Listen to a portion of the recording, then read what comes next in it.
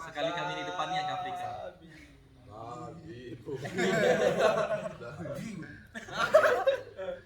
Oke. Bahaya ini. Video ini.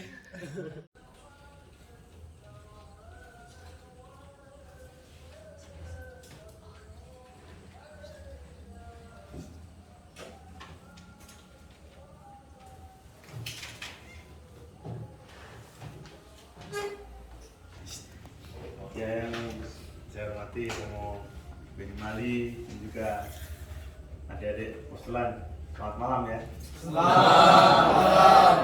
Ya, sejujurnya saya akan berbagi sedikit tentang kegembiraan, kegembiraan saya sebagai kakak yang mendahului adik-adik Postulan dahulu untuk merasakan pengalaman internasional sebagai SPD ya, di Mozambik. Yang tahu Mozambik di mana? Terus bagian mana? Ada yang bisa jelaskan berbatasan dengan apa? Nanti saya kasih hadiah. Berbatasan dengan Zimbabwe. Saya satu-satu angkat tangan. Mozambik berbatasan dengan Zimbabwe.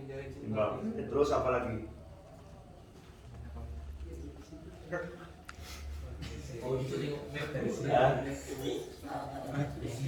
Zimbabwe, lalu apa lagi?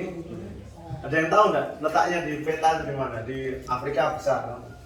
Afrika. Nah, ini besar. Nah, ini di mana letaknya? Aduh, nggak kelihatan brother. Nah, di mana? Ini ada Afrika. Di mana? Di barat, timur, utara, selatan. Selatan. Terus di mana? Berbatasan dengan Madagaskar. Jadi Madagaskar terus seberangnya. Tapi kan dipisahkan laut itu. Pisahkan laut yang begitu besar. Berbatasan dengan apa? Lain dengan Zimbabwe, ada yang tahu? Afrika Selatan. Afrika Selatan. Afrika Selatan, lalu yang Madagaskar. Ya?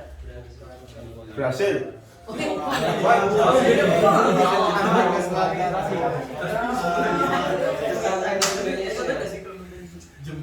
Ya.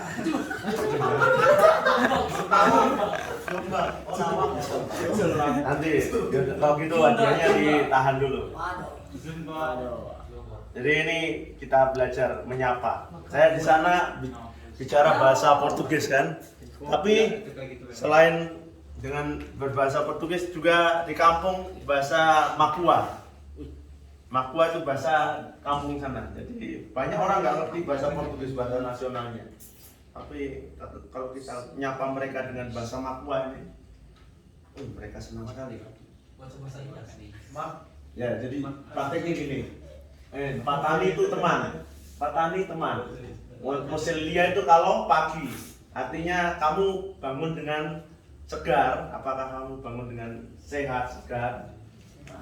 Kalau malam atau sore, mohililia itu apakah harimu berjalan dengan baik? Lalu dijawabnya, ayo mohililia. Kalau malam, ayo mohililia. Lalu ehali seni Yohani. Bagaimana kabar? Apa kabar rumahmu? Kamu dan seisi rumahmu? Wani itu. Terus jawabnya salama. Salama itu intinya kami sekeluarga baik-baik saja. Dalam segalanya berjalan dengan baik. Ehali seni Yohani. Terus kan gantian kan? Apa kabar rumahmu? Kamu seisi rumahmu? Jawabnya apa? Ya, misalnya kalau keadaannya seperti saya kan, suara saya habis itu misalnya cukup lah. Terus ayo, oke. Uretele aku ya, damai Tuhan. Lalu dijawab apa? Bersamamu sepanjang hari. Damai Tuhan bersamamu sepanjang hari. coba tek. Patani Mohililia. Saya yang tanya, kalian jawab. Patani Mohililia. Ekali seniwani.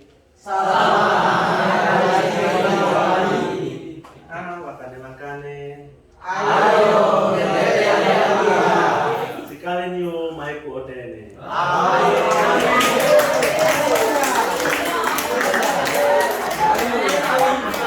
Adik-adik, kalian sebut begitu di kampung, mereka senang sekali. Ini ada orang Cina yang ngerti bahasa kami. Tidak ada, bukan kan mereka taunya orang Asia itu dua. Kalau nggak India, ya Cina. Jadi kita itu kulit kita itu termasuk mereka yang dari Flores, dari NTT juga dipanggil Cina.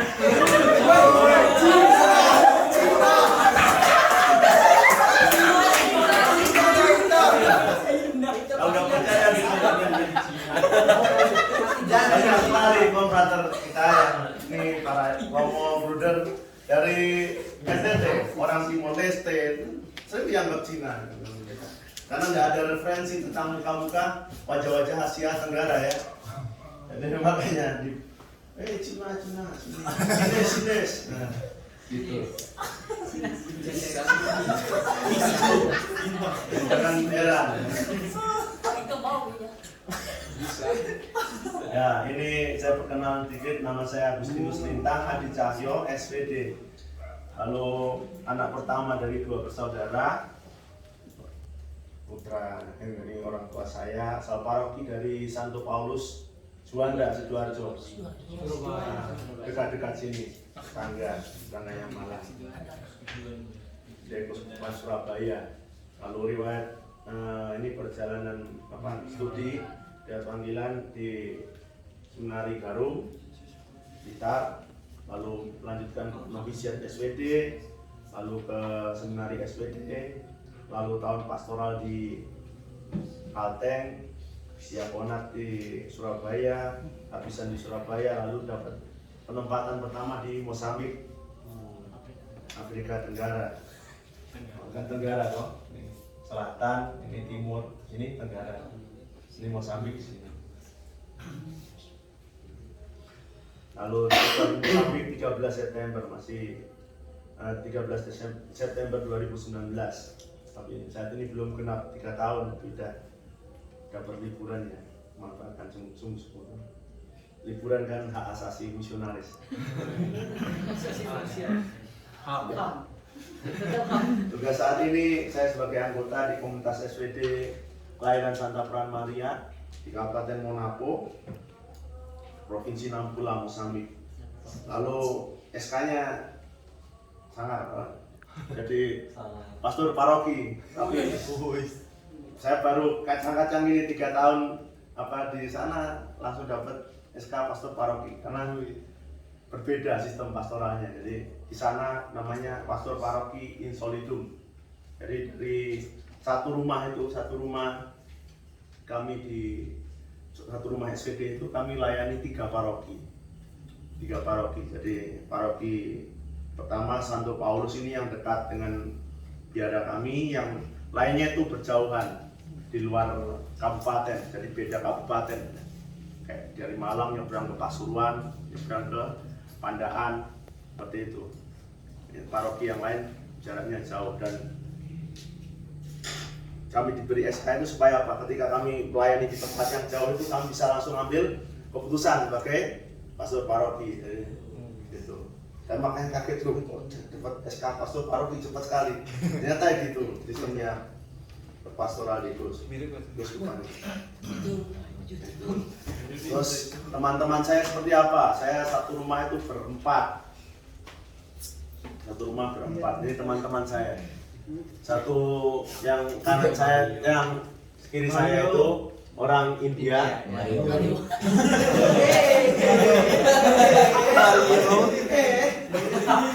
Yang satunya Cina. Dari Cina asli. Yang satu yang tidak ada di foto orang Vietnam.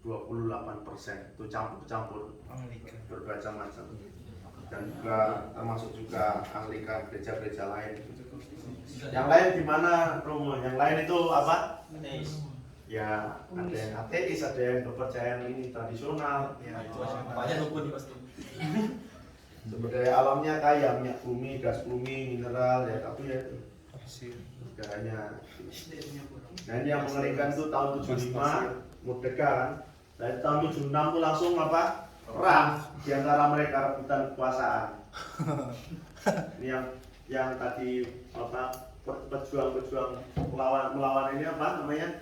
Penjajah itu kan berkuasa, lalu kemudian jadi penguasa tunggal. Yang lain kan ingin juga berkuasa, ingin juga punya ini toh pengaruh di sana, maka mulai memberontak.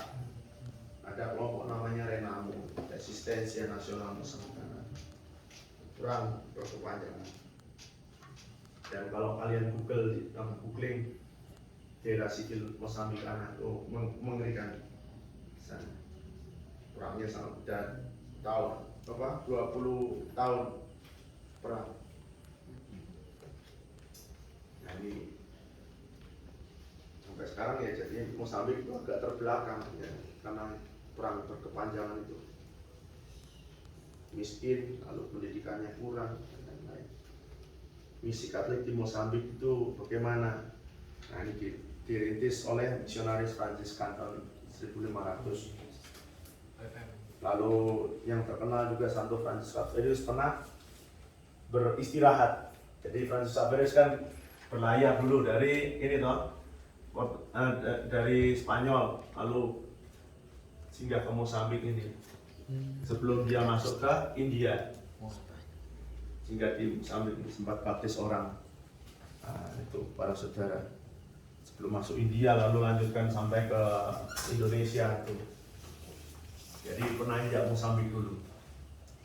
Lalu, nah apa tantangan besar gereja Katolik pada masa pemerintahan komunis itu apa? Yakni misionarisnya itu diusir ya. Sentimen nasionalismenya begitu besar ya, sampai anti dengan penjajah, sampai juga anti terhadap misionaris yang dulu datang dengan penjajah kan. Diusir semua misionarisnya, banyak yang diusir, ada yang bertahan. Lalu aset-aset gereja, gedung-gedung gereja itu banyak yang di negara dinasionalisasikan, diambil negara. Nah ini contohnya ini Pak, yang di sini ini gedung paroki yang sekarang. Paroki yang lama seperti apa? Besar. Itu dulunya aula yang dibangun orang-orang Portugis. Gerejanya sekarang yang asli itu sudah jadi rumah sakit, sudah dipakai pemerintah jadi rumah sakit.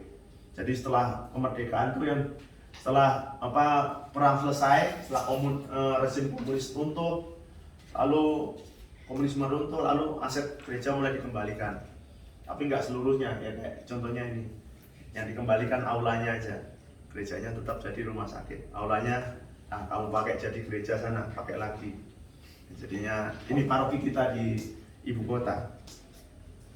Ini jadi gedungnya gedung aula zaman dulu. Lalu ini sudah terbagi di 3 kuskupan agung dan 9 kuskupan di sana. Misionaris perintisnya Kapusin, Yesuit, Komboni, Vincentian DCM. Ya. Terus apa yang jadi harapan besar di sana itu banyak sekali orang muda. Jadi ketika baptis tuh banyak sekali kan, banyak yang rata-rata kami 3 paroki dengan rata-rata per tahun bisa 80-an baptisan baru sampai 100, 80 sampai 100. Tapi ya setelah itu yang baptis kan muda-muda, setelah itu kumpul kebo. Kumpul kebo lalu kemudian enggak komuni, tapi masih datang ke gereja. Ya itu yang menyedihkan. Baptisannya banyak sekali, tapi setelah itu ya karena kebiasaan mereka, budaya mereka untuk hidup serumah tanpa mau terima sakramen, akhirnya ya itu banyak. misi SWD di Mozambik itu pertama kalinya tahun 1911 sampai 1918. Kenapa diakhiri? Itu ada peristiwa apa di dunia? Wabah. Angkat tangan yang bisa jawab apa? Wabah. Apa? Enggak. Apa?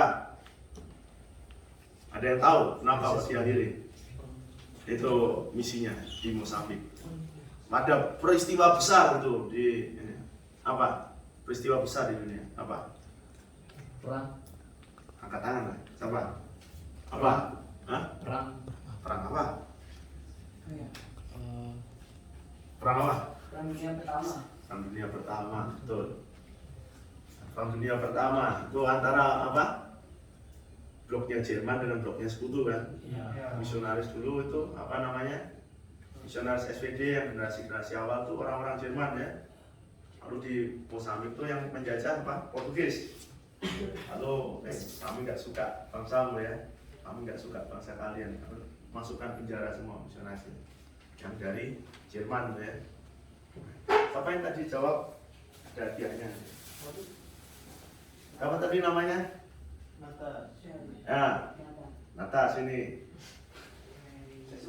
Ini hadiahnya kaos olahraga, kaos Opus. Ada bendera Mozambik.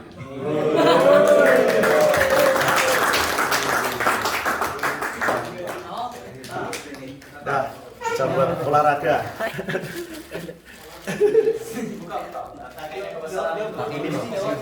Nggak apa-apa. Langsung dari timnas Mozambik besok. Ya, lu Pertanyaan apa itu, Nata? carinya di pasar Senggol Mozambik sana. Di pasar. XL. Tahun 97 kemudian setelah Perang Dunia Pertama jadi misi di Mozambik itu oleh SWD dilupakan. Lalu kemudian tahun 97 mulai kembali dicetuskan bahwa kita harus masuk Mozambik, lalu dimulailah kembali misi Mozambik ini. Buka misi untuk kedua kalinya dan tahun ini masuk ke 25 tahun ini SPC di Mozambik. Untuk kedatangan yang kedua di Mozambik Utara di paroki saya Santo Paulus São Paulo di Kabupaten Monaco. Saat ini anggotanya 18 imam dan 3 buder dari 11 kebangsaan. Anggotanya cuma 21. Lalu SPD ambil bagian dalam misi di 3 keuskupan Maputo, Beira, dan Nacala. Dengan satu rumah induk kayak Soferdi itu, kayak di Surabaya itu ada rumah induk Soferdi. Itu lalu satu rumah formasi. Rumah formasinya itu karena kan awalnya apa dengan jadi calon-calon tuh tidak seperti kalian langsung masuk postulat, tapi langsung belajar filsafat. Jadi dari SMA luar itu masuk semua, kumpul di satu, belajar filsafat, langsung masuk apa program filsafat sampai 4 tahun. Lalu tahun keempat itu mulai dengan postulat sambil kerja skripsi itu masa postulat. Jadi postulatnya sana sambil kuliah. Di sana hanya sampai jam itu. Lalu selanjutnya kemana kalau novis kamu?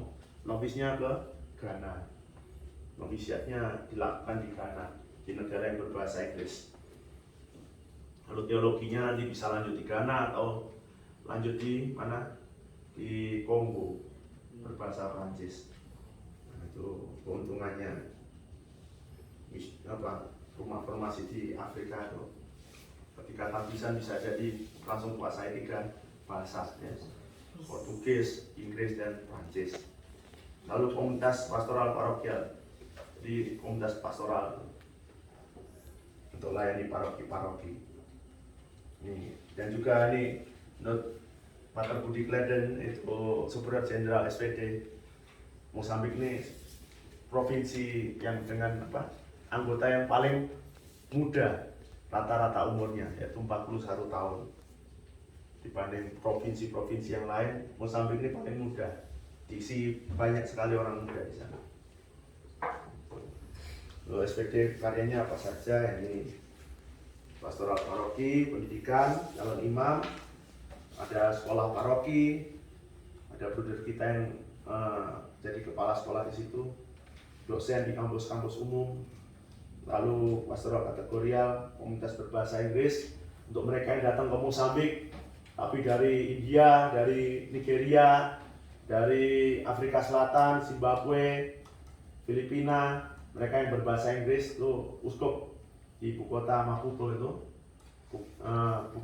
membuka satu komunitas untuk mewadahi mereka. SWT yang diberi tanggung jawab pastoral di situ. Pastoral pekerja imigran, pastoral nelayan. Ini bruder kita dari Timor Leste bekerja sebagai di pastoral nelayan, pastoral keluarga, GPSI dan kitab suci di setiap kuskupan. Bagaimana tantangan misi di Mozambik rasanya ini? Angka buta hurufnya tinggi, jadi sana lulus SD-nya 7 tahun loh, adik-adik. Tapi tidak bisa baca tulis. SD-nya 7 tahun, SD-nya ngapain aja nggak tahu. Pokoknya tiap tahun naik. Tapi ya tuh sampai ini lulus SD nggak tahu, nggak bisa baca, nggak bisa tulis, sedih. Terus kemiskinan, gizi buruk. Di sana di kampung itu lihat anak-anak perutnya besar gitu. Jangan bilang, oh di sini udah kaya, udah makmur. Mozambik makmur sekali. Itu bukan gejala kemakmuran, tapi apa? Buruk lapar, gizi buruk. Bayi perut, anak balita perutnya besar. Itu gizi buruk. Kalau pendidikan rendah, pengangguran juga tinggi. Mereka yang lulus dari SMA, sekolah sekunder, jadi ada sekolah primer tuh macam SD 1 sampai 7, kelas 8 sampai 12 itu sekolah sekunder. Lulus kelas 12 masih bingung kerja apa, banyak yang menganggur. Lalu pastoral keluarga, banyak sekali yang saya sebut tadi kumpul kebo tadi. Jadi tidak mau diikat pernikahan, tidak mau. Jadi kita ngomong sampai berbuih-buih dalam homili, dalam pembinaan untuk ngurus pernikahan segera. Nah, anaknya udah besar-besar, tapi tidak maunya masih mau bebas ya. Ini nggak cocok, ini nanti hidup sama yang lain, ini nanti hidup sama yang lain. Lalu seks bebas juga di sana. Perkawinan di bawah umur juga banyak sekali di sana. Jadi di sana ada namanya ritus inisiasi. Ritus yang menyatakan seorang perempuan itu, anak perempuan, anak gadis itu, anak remaja, biasanya umur 12, 13, 14 tahun dinyatakan dewasa di dalam masyarakat. Tapi setelah ritus itu selesai, hari kemudian laki-laki itu mulai mendatangi perempuan itu untuk hidup satu rumah, untuk nikah adat. Itu pernikahan di bawah umur begitu. Oleh karena ritus itu seperti melegalkan mereka tidak perempuan dewasa, padahal secara umur masih remaja, masih anak, pikirnya masih sekolah, masih apa, tapi sudah diajak menikah, diajak hidup serumah. Lalu angka HIV/AIDS di sana nomor 2 tertinggi di dunia. Terus ini juga tantangannya pergeseran gaya misi misionaris Eropa, Amerika Latin yang banyak punya banyak sekali kekuatan finansial di situ ya. Tahu ya misionaris zaman dulu, bangun ini, bangun itu, bagikan ini, bagikan itu. Saya kasih ini, saya kasih itu. Karena yang datang orang-orang Asia ya, yang bermisi. Macam kami tadi yang berempat orang Asia semua. Kami bukan dari keluarga yang mampu juga. Datang hanya bisa beri berkat aja. Beri sembako nggak ada, yang mau dibagi apa? Beri berkat. Ya. Otomatis harus mengajari umat apa untuk memberi, karena tidak ada lagi dari luar, tidak ada lagi donasi-donasi dari yang kami bawa dari negara asal, tidak ada. Yang bawa ya sudah memotivasi umat untuk apa? Beri kepada gereja, untuk berdonasi pada gereja, untuk beri perhatian pada gereja. Hal yang sudah umum di sini ya. Orang tua kalian juga di rumah pasti sudah ini. Lalu ya apalagi lalu mendidik budaya gunakan umat, mendidik umat untuk kreatif di sana. Karena mereka terbiasa menerima, ya, orang yang terbiasa menerima. Jadi di masyarakat juga begitu para saudara. Ketika zaman perang mereka biasa menerima distribusi, ya. Ketika zaman pemerintahan komunis mereka terbiasa untuk menerima distribusi. Jadi kreativitasnya kurang masyarakat ini. Saya mau cerita sedikit pengalaman yang saya bagikan juga di novisia, di mana ada seorang suster itu seorang Manggarai SSPS, saudarinya SPD. Komunitasnya itu berdampingan dengan komunitas SPD. Di komunitasnya suster itu ada pohon pepaya, buahnya besar-besar, manis. Lalu umat tuh kalau lewat situ lihat buat pepaya itu, lalu bilang ke suster, suster boleh kami minta apa? Pepayanya ya. Lalu suster itu dengan senang hati memberi, ini buat kamu pepayanya. Lalu besoknya lagi lewat lagi itu umatnya melakukan hal yang sama, suster boleh minta pepayanya lagi. Lalu suster itu mulai bertanya, kemarin kan udah terima, bijinya di mana? Bijinya saya buang, suster. Susternya kak ini kan, kok enggak hidup kok enggak ada usahanya sama sekali kan? Terus kemudian suster itu petik pepaya, lalu buka pepaya itu di depannya umat itu, lalu bijinya disendirikan. Ini bijinya buat kamu, tanam, ini pepaya buat kamu. Maksudnya apa? Itu buat saya cerita yang kesaksian yang baik sekali dari situ. Apa? Mendidik orang untuk apa? Berusaha, toh? Tidak selamanya memberi itu baik, ya. Kita beri, orang sampai pikirannya hanya menerima, tapi tidak ada kreativitas, tidak ada apa.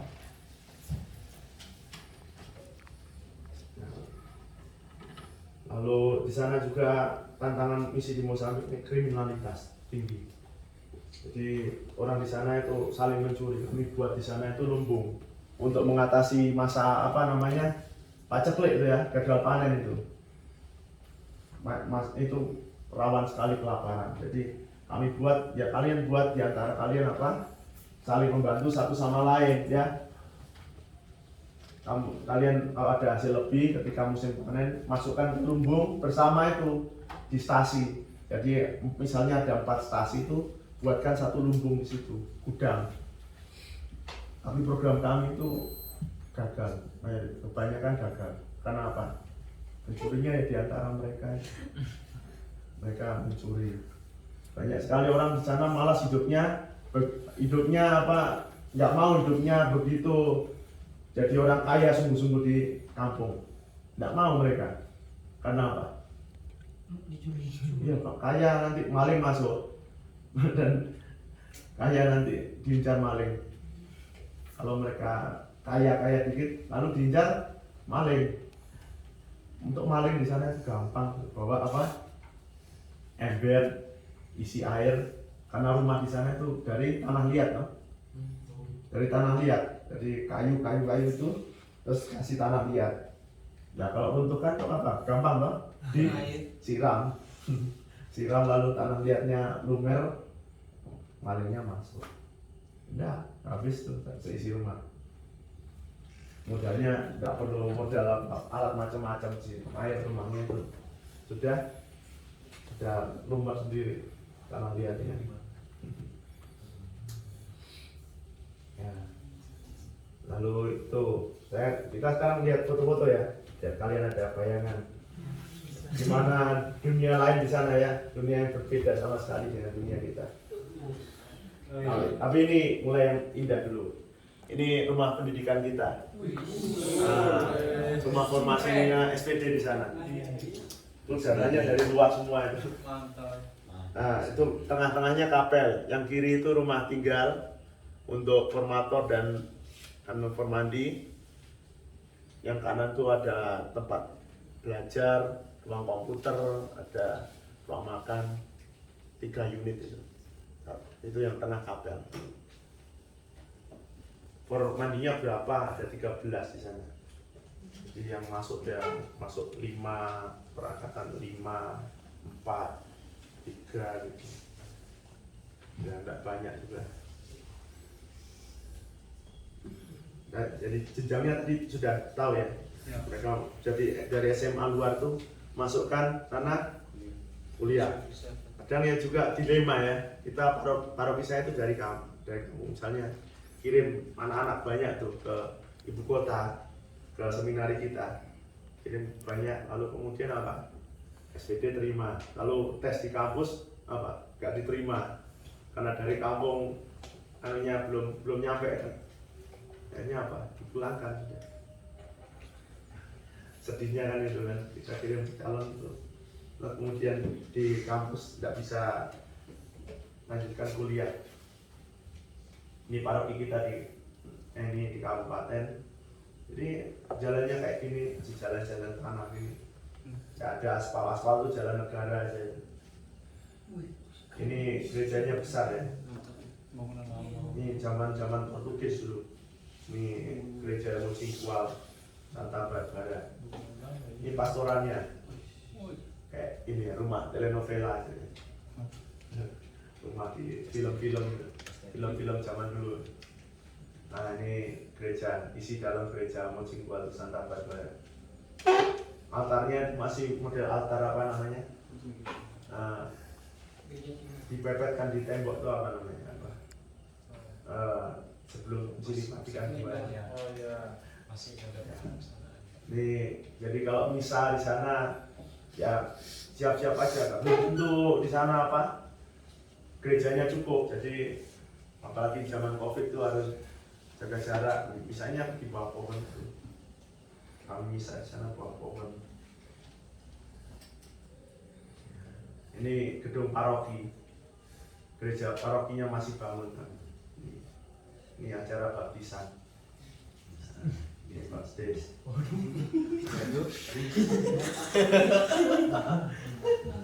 Ini acara apa? Ada yang bisa tebak? Acara apa ini? Sunat. Apa? Makaman. Makaman. Ini baptis juga nih. Hah? Yang di dalam tuh orang dibaptis ini.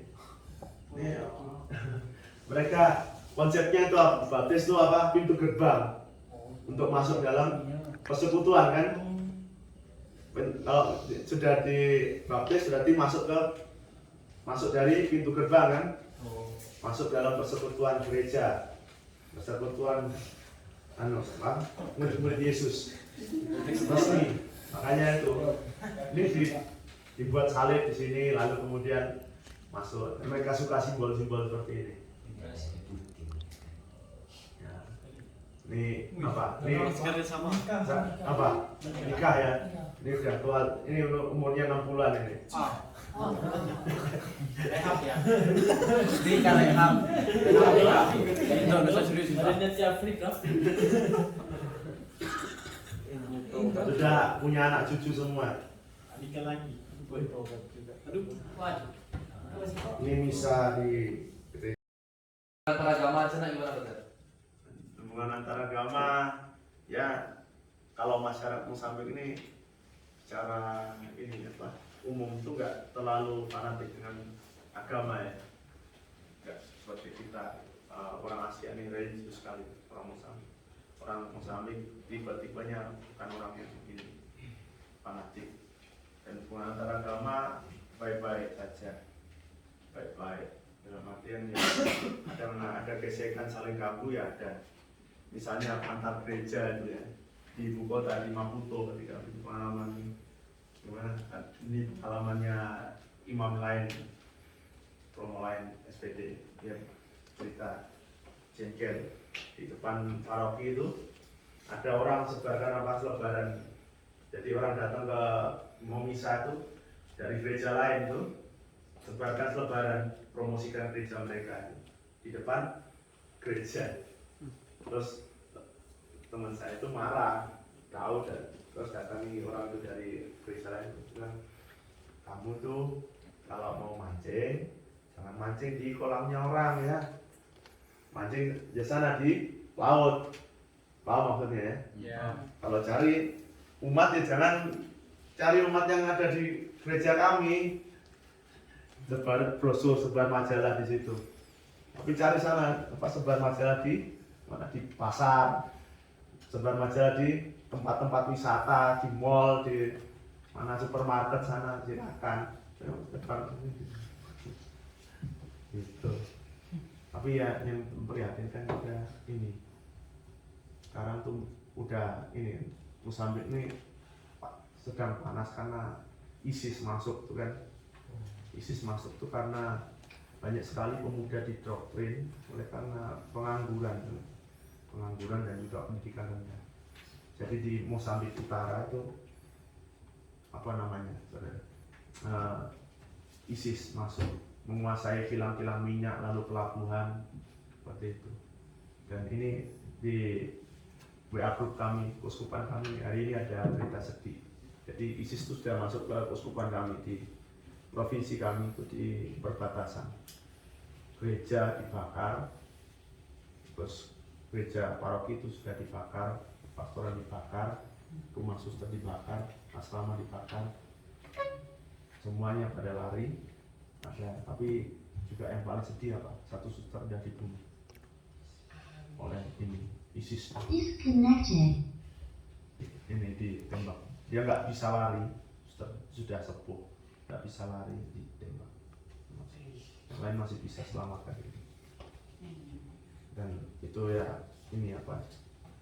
Ya saya sebenarnya ya sedih juga dengan terhadap pemerintah kan. Pemerintahnya nggak cepat tanggap seperti pemerintah kita kalau ada teroris. Mungkin bisa jadi mereka ada kepentingan juga di dalam, kepentingan pelihara itu kan untuk cari keuntungan. Ini berita ini baru hari ini, satu suster meninggal dibunuh oleh ini. Mereka nggak lihat agama kok itu. Mereka ingin menguasai itu. Nggak lihat agama. Mereka bahkan juga nggak jarang masjid juga dibakar kok. Atas namanya saja negara Islam, tapi ya motifnya motif politik sebenarnya. Gitu. Yang jarang saya jumpai di sini itu liturgi yang hidup. Orang berliturgi itu dengan gembira, berliturgi itu apa? Ekspresif sekali ya. Tadi kita lihat sangat ekspresif, menari, lalu enggak segan-segan berteriak apa, gitu ya. Itu cara mereka berliturgi, lalu sangat hidup dengan segala alat musik yang ada itu di sana. Buat saya menikmati itu ya sangat indah. Ketika saya memimpin Isa, hal yang indah sekali yang menguatkan saya ketika umat berliturgi itu sungguh-sungguh berubah gerakan hati untuk memuji Tuhan, bukan liturgi orang yang takutan harus taat ini itu harus taat, harus lakukan ini, harus lakukan itu. Kalau ini mereka liturginya sana apa yang sangat ekspresif, liturgi yang hidup, yang kegembiraan yang lain apa ditanami sini apa ketika kerjasama dengan orang-orang yang beda bahasa dengan saya, satu pastoran tuh dengan 4 orang tuh beda bahasa semua. Asiknya di situ, tantangan menurut saya asik. Ketika kami konflik, ketika kami ya apa gimana, siapkan dulu lah, mau ngomel ya siapkan dulu. Jangan sampai mereka mau ngomong belum apa blank gitu. Mau ngomong bahasa Indonesia mereka nggak ngerti apa-apa. Siapkan. Kalau mau marah buka kamus dulu ya.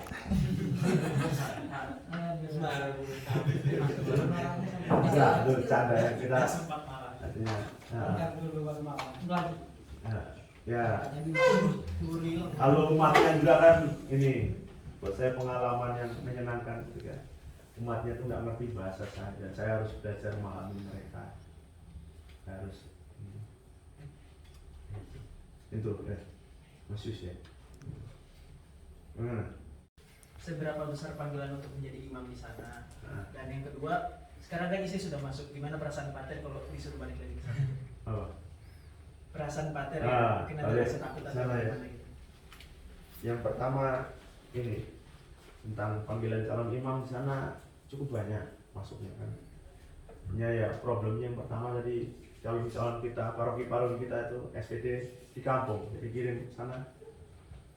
Kadang sedihnya itu ya yang tadi saya sebutkan. Kasihan. Tapi ya di samping itu juga ada ini tuh panggilan calon imam masih tetap ada, biarpun tidak banyak, kena saring banyak juga ya. Ya sudah ini apa. Tapi sampai sekarang ini yang tahun depan kita ada imam pertama Mozambik SPD tahun depan. Jadi rumah formasi itu baru dibuka 2013. Jadi tahun depan tuh calon kita dapat satu imam Mozambik pertama. Sekarang masih persiapan pertama. Tapi untuk imam diosesan ada, meskipun ada ya. Imam misionaris juga ada, tapi ya juga nggak banyak. Panggilan imam sudah ada tapi belum cukup. Kalau saya bilang sudah ada tapi belum cukup untuk di sana. Lalu dengan kabar itu ya saya ada rasa takut, itu manusia, tapi ya jujur saya masih ingin kembali ke sana, ya umat saya umat yang dipercayakan pada saya juga masih menanti saya di sana. Itu yang apa yang saya rasakan. Saya sedih, saya dengar berita ini sedih, jadi ya takut ya, tapi saya masih ingin kembali ke sana. Gitu. Itu kan tadi ada tikus Roma, apakah sebelumnya Roma pernah makan tikus dan gimana perasaan Roma pas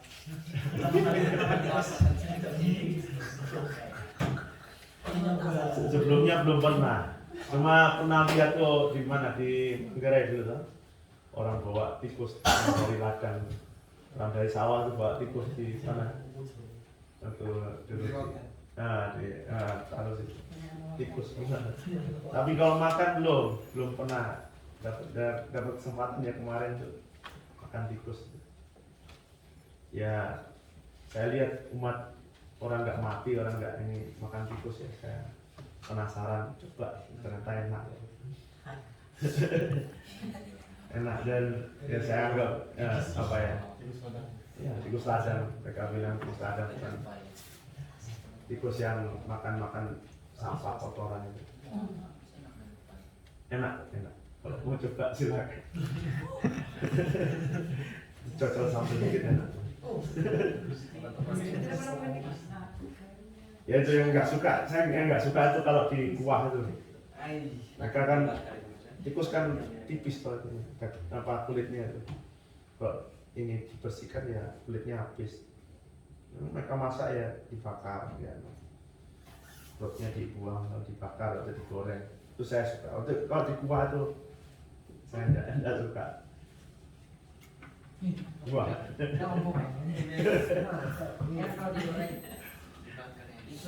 Gelap bisa goreng. Ya kalau kalian tidak suka ya nggak usah dipaksa, kan di sana umat akan tahu. Teman salah satu beberapa dari kami berempat juga ada yang nggak suka, umat memahami. Kalau suka suka ya jangan supaya saya disukai umat, saya akan maksa diri makan tikus. Jadilah diri sendiri. Saya harga sembako dan gimana Pak? Mahal Pak.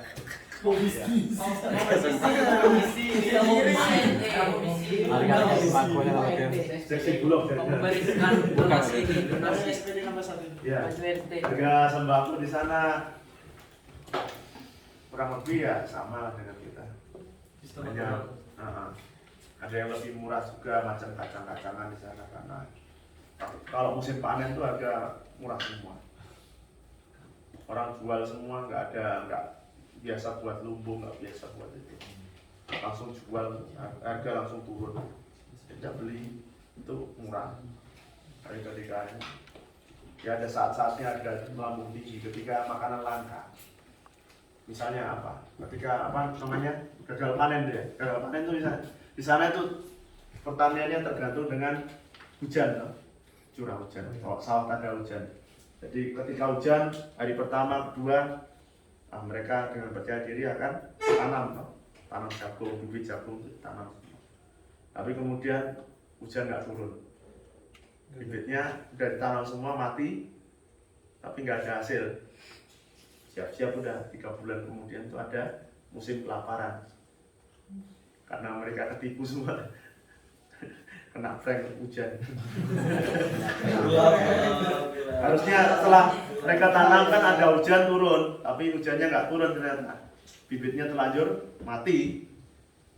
Ya sudah itu siap-siap musim ini harga akan naik. Harga pangan akan naik di musim kelaparan. Gitu. Tapi secara umum ini harga-harga di supermarket yang masih murah kita. Supermarket sana mahal kali. Harga di pasar yang penting apa bisa nawar. Karena tahu sendiri top plate kita kayak gini, plate mereka kayak gitu. Mereka akan asosiasikan plate kita ini, wah ini orang kaya ini, orang Cina kaya dari perusahaan. Harganya langsung patok 2 kali lipat, 3 kali lipat. Yang penting kita bisa tawar, tahu harganya, bisa tawar, tahu bahasa daerah dikit-dikit, dapatlah harga yang lumayan ya, lumayan murah. Itu lebih baik belanja di pasar tradisional untuk bisa nawar, tahu harga, kan menghemat banyak. Di supermarket tuh mahal. Gitu. Jadi kepalanya atau bapak-bapak itu buat kemeja pakai kain ini namanya kain kapulana. Tempat sholat untuk sholat. Bukan sajadah. Ya ini kalau pakai kan mamak-mamak gini kan. Nah, ini saya mau tinggal di sini, tinggalkan di sini buat kenang-kenangan kalian. Mau terserah mau buat taplak, mau buat apa. Ya ini gambarnya peta Afrika. Ulat tangga. Ya ini kenang-kenangan buat kalian yang bisa dimanfaatkan dengan sebaik-baiknya atau buat dijadikan taplak atau jadikan apa. Sudah. Terima kasih Apa? Nanti saya tinggal di sini ya. Begitu, saudara-saudara. Ya. Oleh-oleh kecil saja. Oke, terima kasih. Pertama tuh jarak tempuh Indonesia ke Mozambik itu berapa lama? Yang kedua, teknologi di sana itu gimana? Dengan apa itu bahasa nasionalnya apa berarti? Ya, pertama jarak tempuh sana kemarin saya libur dari sana itu ya tempuhnya 21 jam. Ya 1 jam. 8 jam penerbangan. 8 jam itu penerbangan dari Maputo, ibu kota itu. Maputo sini, ibu kota, terus ke Qatar. Qatar ke sini. Ke Qatar, lalu kemudian dari Qatar ke Indonesia 9 jam. 17 jam, transitnya 4 jam di Qatar. Jadi 21 jam. Ada jalur lain tuh lewat Ethiopia, tapi sekarang sedang tertutup, yang tutup. Jadi Ethiopia ini macam bandara untuk sama apa tempat transit untuk seluruh Afrika. Jakarta Ethiopia itu ada. Kalau saya belum pernah coba. Lalu yang kedua soal yang ketiga bahasa nasional Portugis. Bahasa nasional Portugis. Yang kedua tadi apa soal teknologi ya, sana tertinggal. Kalau di kota-kota kita masih bisa jumpa smartphone, jumpa apa. Tapi kalau sana di kampung tuh HP-nya poliponik itu yang cetek-cetek itu. HP yang ada senternya besar itu. HP poliponik ya, murah. Dan mereka banyak pakai itu. Komunikasi ya pakai SMS. Karena internet enggak ada di pedalaman. Adanya di pusat kabupaten tempat kami tinggal itu ada. Kalau ke kampung lagi sana, sudah tidak ada internet, adanya sinyal telepon aja. Ya, teknologi sederhana, makanya di kampung memang nggak ada orang pakai Facebook, nggak ada, apalagi Instagram. di ini pusat kabupaten ada lah, cuma Instagram nggak ngetrend, nggak populer ya. Facebook ya, anak ada pakai Facebook. Pater Lintang, kita tepuk tangan untuk Pater Lintang.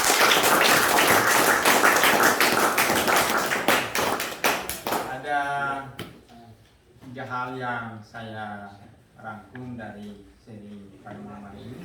Pertama, kita lihat peristiwa yang dialami oleh Pater Lintang di Sulawesi. Dalam pengalaman akan peristiwa itu, di sana ada 2 hal. Pertama, ada tantangan-tantangan yang dihadapi oleh misionaris kita Lintang. Ada persoalan, ada kesulitan, tetapi di sana juga ada harapan. Harapannya apa? Liturginya menarik sekali. Lalu bahasa, tinggal bersama dengan orang baru itu membuat selalu mendorong kita untuk berbuat sesuatu supaya saya bisa hidup di sana. Bahasa Indonesia, orang semua tidak tahu bahasa Indonesia.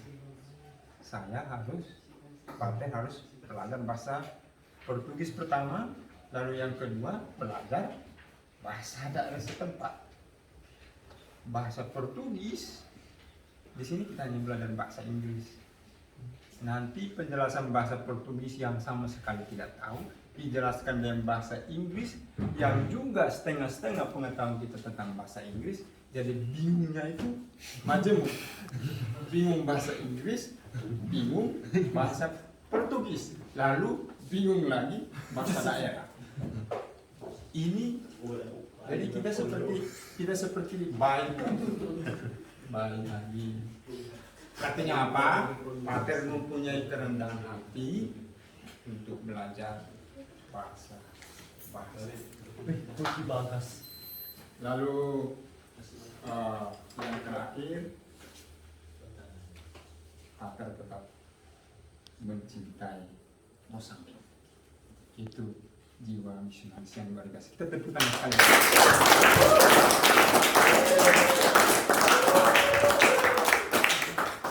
Lalu yang terakhir, jadi misionaris itu untuk sementara masih SPD.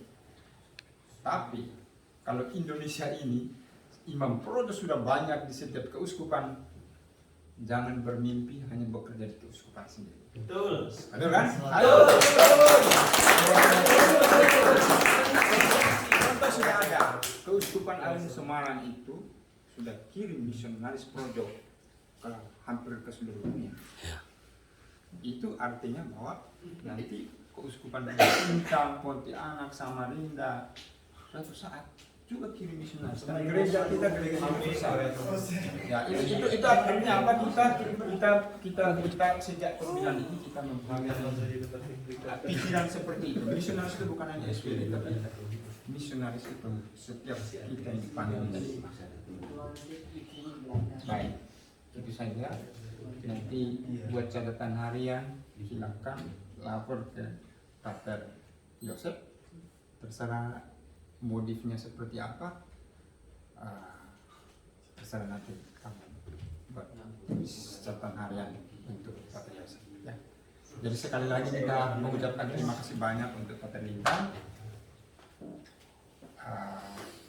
Seperti yang sudah Pater Lintang sampaikan, Pater Lintang tadi beri kain untuk kita dengan satu harapan, kita selalu mendoakan Pater Lintang, para misionaris di tanah Indonesia.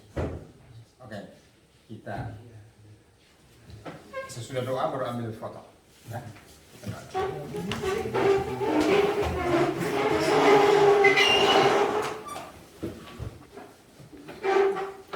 Petugas berdoa.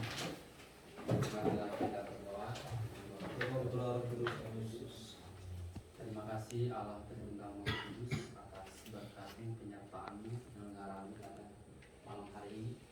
Sukacita semoga semuanya sungguh berguna bagi penunjang panjang hidup kami ke depannya.